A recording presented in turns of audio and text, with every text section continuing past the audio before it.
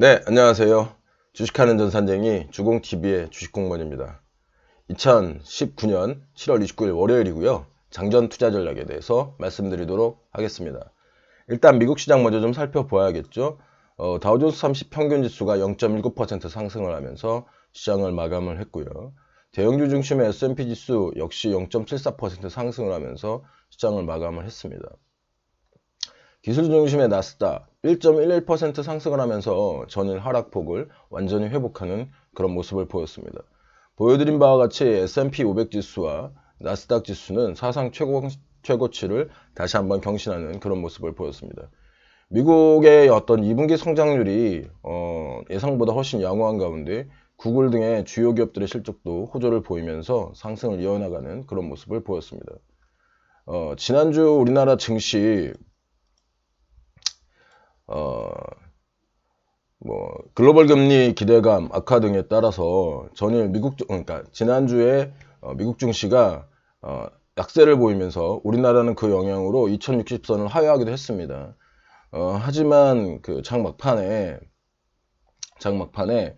외국인의 순매수가 들어오면서 어느 정도 낙폭을 축소하면서 마감을 하는 그런 모습을 보였는데요. 이번 주에는 미국 연방준비제도의 금리 인하, 그 다음에 2, 4분기의 기업 실적 발표에 어떤 그 이슈에 초점이 맞춰져 있다고 볼 수 있겠습니다. 사실 기업 실적에 관련해가지고는 2분기 기업 실적들이 거의 대부분 실적 악화를 기대하고 있습니다. 예상하고 있습니다. 그렇기 때문에 단순하게 전분기 대비 하락했다고 해서 종목을 내다 파시는 일은 좀 성급합니다. 시장의 컨센서스, 즉 예상치에 얼마나 부합하느냐 안 하느냐가 훨씬 더 중요한 요소이겠죠. 일례로 제가 종목을 하나를 좀 보여드리고 싶은데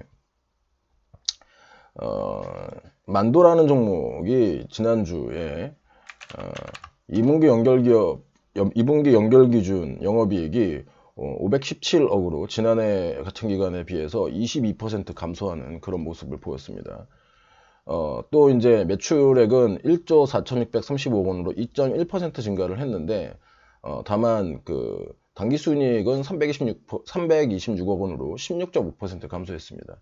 이 숫자만 보게 되면 전분기 대비해서 실망스러운 어떤 그런 수치이시죠. 하지만 이미 주가의 높이를 보시면 아시겠지만 상당 부분 주가에 선반영되어 있는 그런 모습을 보였고, 또 이제 주가는 컨센서스보다는 훨씬 더 좋은 어닝 서프라이즈를 보이면서 금요일 하루에만 종가상으로 약 한 9.9% 상승하는 놀라운 상승을 기록했습니다.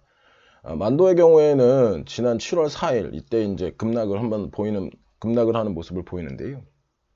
이때는 이제 대규모의 어떤 인원 감축감형의 퇴진 신청을 받았다라는 소식으로 26,650원까지 이렇게 주가가 떨어집니다. 하지만 이때 제가 뭐라고 말씀을 드렸냐면, 이런 어떤 단기적인 이런 어떤 명퇴 신청이라던가 이런 것들은 단기적인 악재이지만 펀더멘탈로 보았을 때는 기업의 어떤 고정 비용이 줄어드는 이런 어떤 이슈가 있기 때문에 중장기적으로는 훨씬 더 좋은 내용이다라고 말씀드린 바 있고, 지금 현재 26,650원에서 지금 현재 그 주가 가치를 보면 약 저점 대비해서 33% 정도가 상승한 그런 모습을 보이고 있습니다. 또 하나의 종목을 말씀드리고 싶은데 SK 하이닉스, 이 종목 제가 전에도 한번 말씀드렸다시피 지난 2분기 영업 대비해서 영업이익이 마이너스 89%, 그러니까 89%가 급감을 했습니다. 그런데 굉장히 거의 충격적인 거죠. 10분의 1 토막으로 줄어들었으니까. 하지만 2분기 매출액이 6조 4,552억, 그 다음에 영업이익이 6,376억. 돈을 못 버는 건 아닙니다. 그렇기 때문에 이 종목 역시 일본 수출 규제에 어떤 그 이슈가 있었던 7월 달 이후 거의 V자 반등을 하는 모습을 보이고 있는데요. 이것은 이날 최저가 6월 17일 날 최저가 대비해서 지금 현재 주가 수준은 약 40.74%의 상승을 보이고 있는 겁니다. 이때 쫄아서 매도한 분들은 지금 현재 닭 줬던 게 지붕 쳐다보듯이 이 종목의 상승을 지금 지켜보고 계신 거죠.